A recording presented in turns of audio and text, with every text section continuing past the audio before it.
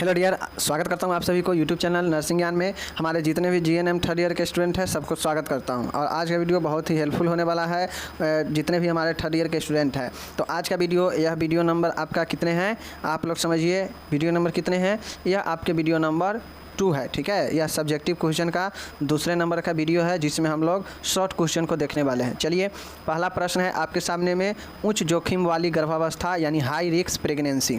आपसे क्वेश्चन पूछेगा कि हाई रिस्क प्रेगनेंसी क्या होता है और हाई रिस्क प्रेगनेंसी के जो है सूची बनाइए कि कौन कौन से जो है हाई रिस्क प्रेगनेंसी में आता है। ठीक है, तो आज हम इसको देखेंगे। 5 नंबर 10 नंबर में आपके एग्जाम में पूछेगा कि हाई रिस्क प्रेगनेंसी क्या होता है, यानी उच्च जोखिम वाला गर्भावस्था क्या होता है, और इसमें जो कौन कौन से सूची होते हैं सूची बनाइए।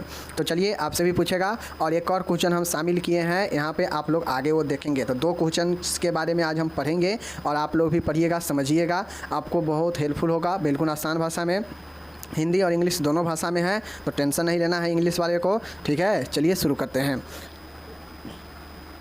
अभी हम यहाँ पे सभी के सभी शॉर्ट क्वेश्चन देख रहे हैं, उसके बाद हम लोग लॉन्ग क्वेश्चन की तरफ चलेंगे। ठीक है, देख लीजिए, उच्च जोखिम वाली गर्भावस्था हाई रिस्क प्रेगनेंसी। ठीक है, इसका मीनिंग क्या होता है देख लीजिए। हाई रिस्क प्रेगनेंसी का मतलब क्या है? गर्भ अवस्था में ऐसी जटिलताएं विद्यमान होती है जिनमें गर्भवती स्त्री या गर्भस्थ शिशु के स्वास्थ्य पर नकारात्मक प्रभाव पड़ता हो अथवा दोनों के जीवन के लिए प्राण घातक हो, उच्च जोखिम वाले गर्भावस्था कहलाता है। नाम से ही स्पष्ट है कि उच्च जोखिम वाली गर्भावस्था ऐसा गर्भावस्था जिसमें माता को या शिशु को या फिर दोनों के जान का खतरा हो, जान का घात हो, यानी प्राण घात हो, और इसका जोखिम अधिक हो। समझ गए? इसी को हम लोग जो है उच्च जोखिम वाले गर्भावस्था कहते हैं। समझ गए? यहाँ पे गर्भावस्था के दौरान, प्रेगनेंसी के दौरान कुछ ऐसे जटिलता हो सकता है जिसके कारण या तो गर्भवती स्त्री को या फिर जो गर्भ में पल रहे शिशु है, गर्भस्थ जो शिशु है, इन दोनों के जो है स्वास्थ्य पर नकारात्मक प्रभाव पड़ता हो, या फिर दोनों को ही, इस दोनों में से किसी को भी पड़ सकता है, या फिर इन दोनों को भी पड़ सकता है। जीवन प्राणघात हो सकता है, उच्च जोखिम हो सकता है, और इसी को हम लोग उच्च जोखिम यानी उच्च जोखिम वाली गर्भावस्था हाई रिस्क प्रेगनेंसी कहते हैं। चीज़ को समझ गए? कोई दिक्कत नहीं। चलिए सीधा समझिए कि ऐसा प्रेगनेंसी जिसमें या तो शिशु को, जो गर्भ में पल रहा है, गर्भस्थ शिशु, या फिर जो प्रेग्नेंट जो गर्भ स्त्री है उसको जो है, या दोनों में से किसी को या दोनों को जो है स्वास्थ्य पर बुरा प्रभाव असर पड़ रहा हो या फिर प्राणघात होता हो, इसी को जो है हम लोग उच्च जोखिम वाले गर्भ अवस्था कहते हैं। समझ गए चीज़ को ना? चलिए, अब उच्च जोखिम वाली गर्भ अवस्था की स्टेज अवस्था। ठीक है, कौन कौन सी अवस्था है देखिए। उच्च जो जोखिम वाले गर्भ अवस्था होता है, stage of high risk pregnancy, उसको जो है किन किन जो है समूहों में रखा जाता है, यानी एक कब हो सकता है हाई प्रेगनेंसी का जो है कौन कौन से स्टेज बनता है जहाँ पे हाई रिस्क प्रेगनेंसी हो सकता है। इसको सूची बनाने के लिए पूछेगा कि कब कब जो है अवस्था सिचुएशन होता है कि किसी को जो है हाई रिस्क प्रेगनेंसी हो सकता है, उच्च जोखिम वाले जो है गर्भावस्था हो सकता है। कौन सा कंडीशन है? तो देख लीजिए, समूह में निम्न को रखा जाता है। मतलब देख लीजिए, उच्च जोखिम वाले गर्भ अवस्था समूह में निम्न को रखा जाता है। मतलब ये जो हाई रिस्क प्रेगनेंसी होता है ना, तो इसके अवस्था को जो है निम्न में रखा जाता है, निम्न समूह में। पहला है माँ की आयु 17 वर्ष से कम हो। हाई रिस्क प्रेगनेंसी तब होने का खतरा होता है जब माँ के आयु जो है 17 वर्ष से कम हो, यानी जल्दी ब्याह हो गया हो, शादी हो गया हो, और जल्दी शादी होने से जल्दी बच्चे का भी संभावना होता है। तो इस कंडीशन में 17 वर्ष या इससे कम होगा तो ये जो है खतरा होता है, हाई रिस्क का जो है संभावना होता है। 30 वर्ष से अधिक की प्रथम गर्भ, अगर कोई महिला है और वो जो है 30 वर्ष के बाद जो है पहला गर्भ धारण की है, पहला बच्चे को जन्म देने वाली है, तो इस कंडीशन में जो है हाई रिस्क प्रेगनेंसी हो सकता है ऐसे महिलाओं में जो 30 वर्ष से अधिक प्रथम बार गर्भ धारण की हो। समझ गए ना? चलिए, कुप्रस्तुति, माल प्रेजेंटेशन। ठीक है ना? कुप्रस्तुति हो सकता है। प्री एक्लेम्पसिया हो सकता है, मैं आपको पहले बताया। प्री एक्लेम्पसिया मतलब कि प्रेगनेंसी के दौरान जो है कुछ ऐसे जैसे हृदय रोग होना माता में, ठीक है, डायबिटीज़ वगैरह, हाइपरटेंशन वगैरह, ये सब जो है होना प्री एक्लेम्पसिया होता है। ठीक है, प्रसव पूर्व रक्तस्राव, एंटीपार्टम हेमरेज मतलब APH मतलब एंटीपार्टम हेमरेज, कि अभी प्रसव नहीं हुआ हो, डिलीवरी नहीं हुआ हो और रक्तस्राव बहुत सारा हो गया हो, तो यह हाई रिस्क प्रेगनेंसी का जो है एक सूची में आता है। बहुगर्भ अवस्था मल्टी प्रेगनेंसी मतलब एक ही समय में अधिक जो है बच्चे का गर्भ में पालना होता नहीं है कि दो दो बच्चा जन्म लेता है कभी कभी, ठीक है ना। तो ये जो है कारण बनता है मल्टी प्रेगनेंसी। गर्भ अवस्था की विषाक्तता टॉक्सिसिटी ऑफ प्रेगनेंसी मतलब गर्भ स्थिति में जो है कुछ ऐसे पदार्थ लेना जो शरीर में टॉक्सिसिटी का मात्रा बढ़ाए, जहरीला करे, शरीर में रिएक्शन करे, तो यह गर्भ के अवस्था में अगर विषाक्तता होता है तो यह हाई प्रेगनेंसी का जो है बहुत बड़ा एक माना जाता है फैक्टर, ठीक है। हाइड्रियोमिनियोज, ठीक है ना, हाइड्रियोमिनियोज, ठीक है ना, हाइड्रियोमिनियोज जो होता है यह भी एक हाई प्रेगनेंसी का एक आपका समूह का होता है। क्षय रोग, मधुमेह व हृदय रोग से पीड़ित महिलाएं, मैं ऊपर ही बताया कि क्षय रोग, मधुमेह, हृदय रोग से पीड़ित जो महिलाएं हैं और वह प्रेगनेंसी पीरियड में होगी तो उसको जो है हाई रिस्क प्रेगनेंसी का होगा, ठीक है। चलिए नेक्स्ट है कम लंबाई वाली महिला, जो कम लंबाई वाली महिलाएं होती है उसमें भी जो है हाई प्रेगनेंसी रिस्क रहता है। 11 नंबर यहाँ पे देखिएगा गर्भपात का इतिहास, अगर कोई बहुत ज़्यादा गर्भपात करा रखी है तो उसको जो है प्रॉब्लम हो सकता है, हाई रिस्क प्रेगनेंसी हो सकता है। खराब प्रस्तुतिक इतिहास मतलब उसके जो बैड ऑब्स्टेट्रिकल हिस्ट्री मतलब उसका जो पूर्व का प्रसव है उसका इतिहास कहीं ना कहीं जटिलता भरा होगा, ठीक है। उसके बाद है पिछला शिशु जन्म सिरेजियन सेक्शन व चिमटी प्रसव द्वारा मतलब पिछला जो शिशु का जन्म हुआ है वह चीरे लगाकर हुआ है, तो यह सब भी जो है एक कारण बनता है आपका, ये समूह जो है आपका कारण बनता है किसका, हाई रिस्क प्रेगनेंसी का। तो ये सब सूची जो है आपसे पूछ सकता है कि किन किन कारणों से जो है हाई प्रेगनेंसी हो सकता है। तो ये 12-13 कारण है जिसमें हाई प्रेगनेंसी बन सकता है। समझ गए चीज़ को, हाई प्रेगनेंसी मतलब उच्च जोखिम वाला गर्भ अवस्था, समझ गए ना चीज़ को। चलिए तो यहाँ पे आपका क्वेश्चन हो गया समाप्त। हिंदी इंग्लिश में सब चीज़ में मैं दिया हूँ, आप लोग पढ़ सकते हैं। इस सब में तो हिंदी साथ साथ में था इसलिए मैं यहाँ पे इंग्लिश इसी में दिया गया है, ठीक है ना। बाकी यहाँ पे इंग्लिश दिया गया है परिभाषा का, ठीक है। चलिए अब हम लोग यहाँ पे चलते हैं, एक और ज़बरदस्त क्वेश्चन है, शॉर्ट क्वेश्चन में पूछा गया है कि अंतः गर्भाशयी साधन इंट्रा यूटेरिन डिवाइस IUD के बारे में बताएं, ठीक है ना।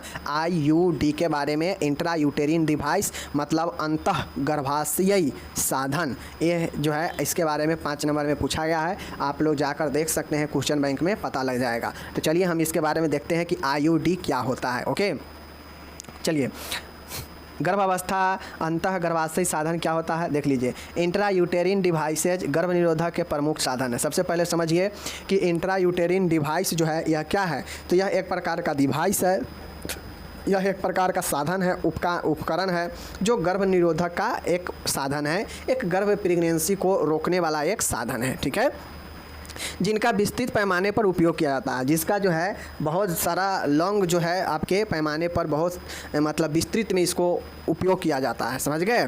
सन 1929 में सर्वप्रथम चांदी युक्त IUD का उपयोग किया गया। सबसे पहले याद रखना पड़ेगा कि सन 1929 में जो है सर्वप्रथम चांदी से बना हुआ IUD का उपयोग किया गया। इंट्रा यूटेरिन डिवाइस के निम्न प्रकार है। अब हम लोग देखेंगे प्रकार आगे। सबसे पहले समझिए कि IUD होता क्या है साथियों।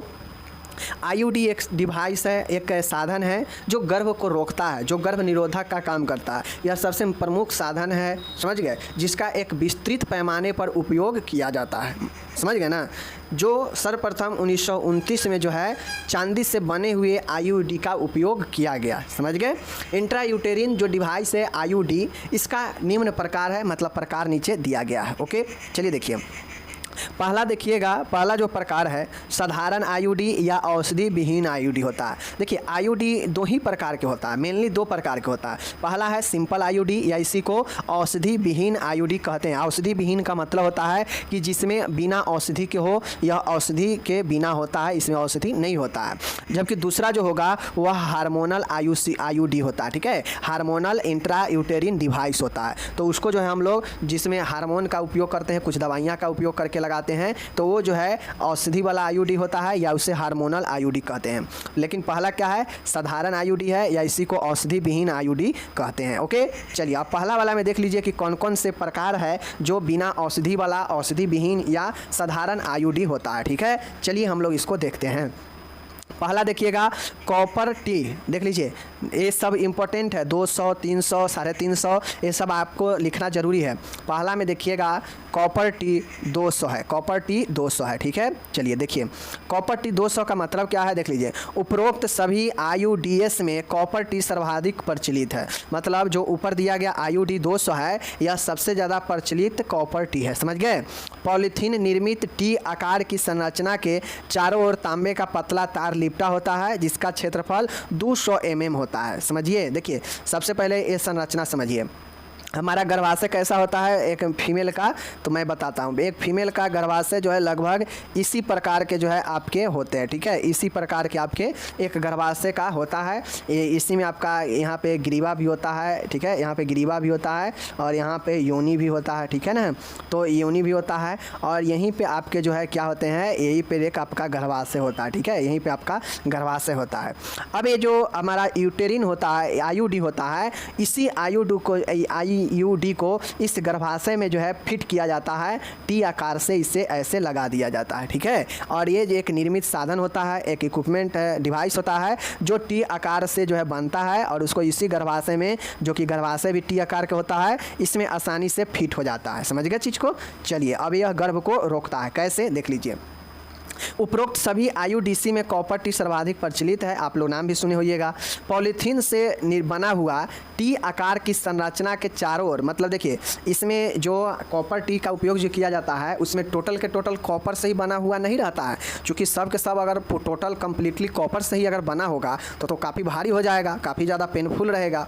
तो ये जो कॉपर टी बनता है जो काफ़ी प्रचलित होता है, यह टी आकार के जो है आपके टी आकार के शेप में बनता है और इस टी आकार के शेप में पॉलीथीन का बना होता है और ये पॉलीथीन का जो टी आकार में बना होता है इसके चारों ओर जो है तांबे का पतला तार लिपटा रहता है, ठीक है, और जिसका क्षेत्रफल होता है 200 mm, इसीलिए कॉपर टी 200 इसे कहा गया है, समझ गए चीज़ को। चलिए कॉपर टी में 120 mg तांबा होता है। ये जो कॉपर टी होता है इसमें 120 mg का तांबा होता है। इससे प्रतिदिन लगभग 50 mgm तांबा गर्भाशय में मुक्त होता रहता है, ठीक है, जिसमें Cu आयरन होते हैं। ये आयरन जो है क्या करते हैं, गैमेटोटॉक्सिक एवं स्पेर्मोलाइटिक गुण रखते हैं एवं साथ ही जाइगोट का एंडोमेट्रियम इन्फ्लामेशन होने से रोकता है। कॉपर टी का प्रत्येक 3 वर्ष बाद निकाल दिया जाता है, ठीक है।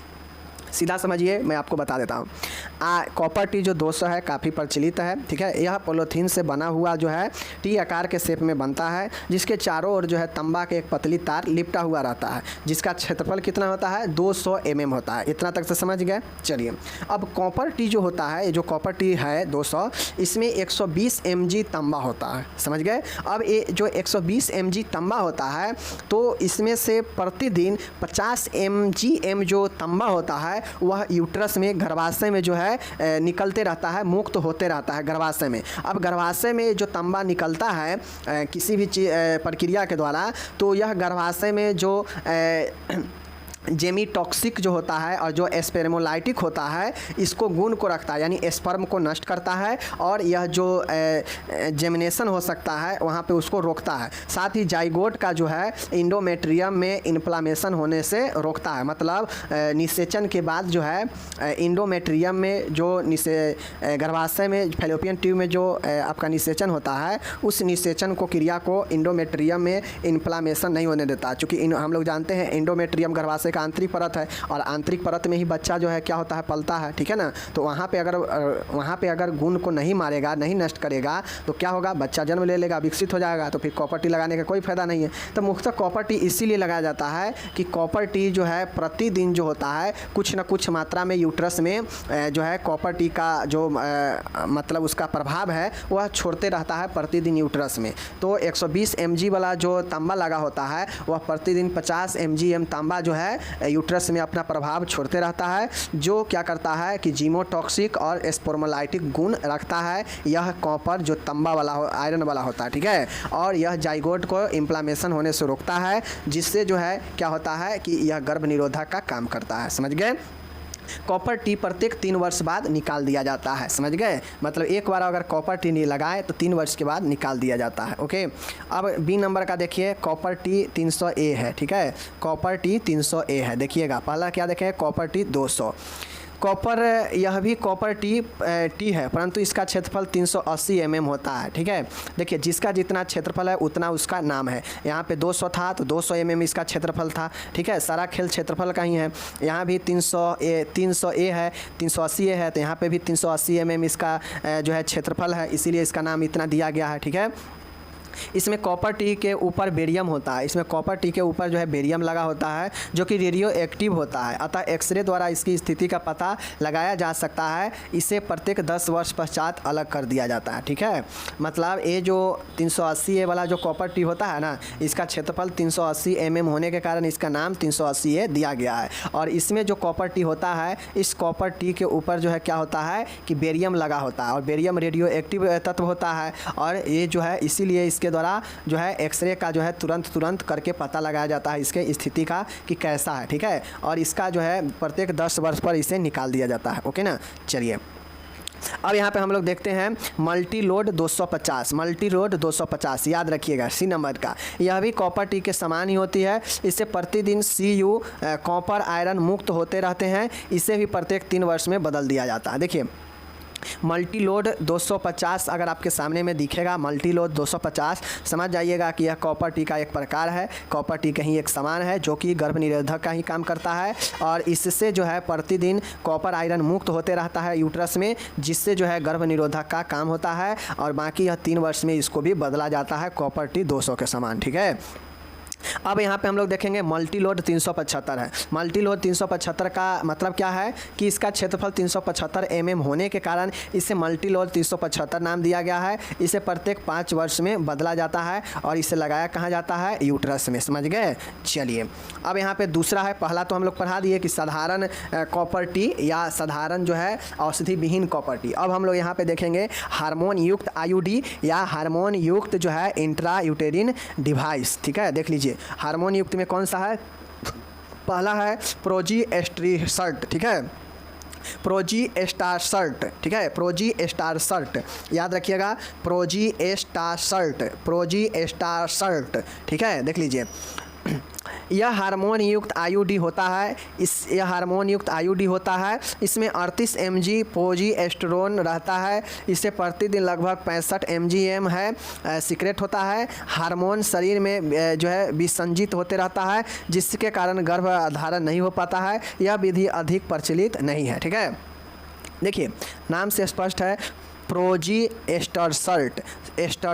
सर्ट का मतलब होता है इंसर्ट करना। ठीक है ना, तो प्रोजेस्टेरोन का मतलब होता है कि यह हार्मोन युक्त एक IUD है। ठीक है, इसमें हार्मोन रहता है जिसमें 38 mg प्रोजेस्टेरोन रहता है। जिसमें क्या रहता है, यही 38 mg का प्रोजेस्टेरोन जो है हार्मोन जो है इसमें रहता है, इस IUD में, जो प्रतिदिन 65 mgm जो है विसर्जित करते रहता है हार्मोन यूट्रस में, जिसके कारण गर्भधारण नहीं हो पाता है। और यह विधि जो है सबसे अधिक प्रचलित नहीं है। ओके, चलिए एंड नेक्स्ट और लास्ट है दूसरा है LNG-IUS। ठीक है, LNG-IUS का तात्पर्य है लेवोनो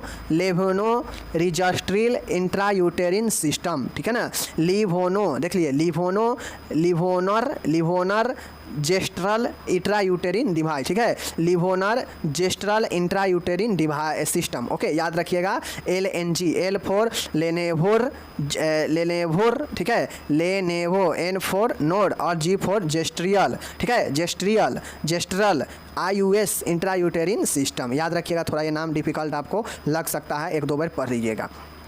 यह एक टी आकृति का उपकरण है। यह क्या होता है, एक टी शेप का उपकरण होता है ऐसे। ठीक है ना, इसमें लगभग 52 mg लेनेवो, ठीक है, लेनेवोर जेस्ट्रल हार्मोन होता है। इसमें कितना होता है, 52 mg का। ठीक है, जो 52 mg का लेवोनोर जेस्ट्रल हार्मोन होता है, जो 20 mg प्रति डे की दर से शरीर में विसर्जित होते रहता है। इसे प्रत्येक 5 वर्ष में बदल दिया जाता है। सबसे महत्वपूर्ण बात है कि कौन कितने टाइम में बदल दिया जाता है, इस चीज़ को याद रखिएगा। और बाकी किस इसमें कितना mg का उपयोग किया जाता है। तो दोनों जो हार्मोन वाला है, एक आपका देखे हैं ऊपर में देखे हैं, ठीक है, प्रोजीस्टेसर्ट, ठीक है ना, प्रोजी, ठीक है, प्रोजीस्टेसर्ट ये देखे हैं, और एक आपका LNG IUS देखे हैं। तो इस दोनों में जितना जो चीज़ का उपयोग है देखिएगा, किसमें 52 mg का लेनेवोर जेस्ट्रल हार्मोन का उपयोग किया जाता है, जो प्रत्येक दिन 20 mg के दर से विसर्जित करता है और 5 वर्ष तक में इसको निकाला जाता है। ओके, यहाँ पे जो था ये 65 mgm जो है प्रतिदिन विसर्जित होता है,